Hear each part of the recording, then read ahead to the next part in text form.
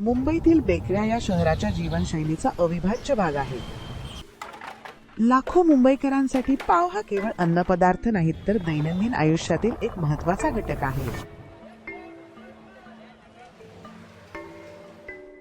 परंतु अजूनही अनेक बेकऱ्या पारंपरिक लाकूड आधारित ओव्हन्स वापरतात, ज्यामुळे शहरातील हवेच्या प्रदूषणात वाढ होत आहे. विशेषतः निवासी भागांमध्ये असलेल्या या बेकऱ्यांचा परिणाम स्थानिक नागरिकांच्या आरोग्यावर होत आहे.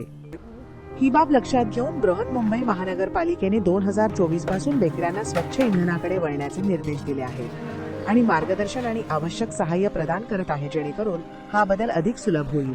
वीज किंवा गॅस सारख्या स्वच्छ इंधनाचा वापर केल्याने प्रदूषणात घट होते, कामगारांसाठी अधिक सुरक्षित आणि आरोग्यदायी कामाचे वातावरण निर्माण होते.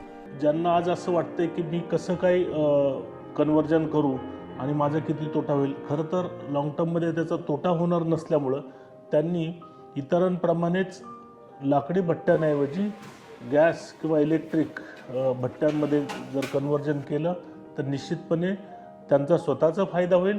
त्याचबरोबर मुंबईची हवा गुणवत्ता जी आहे ती सुद्धा राखण्यात चांगला फायदा होईल. स्वच्छ इंधन हा पुढचा मार्ग आहे. चला आपण सर्व मिळून स्वच्छ आणि निरोगी मुंबई घडवूया.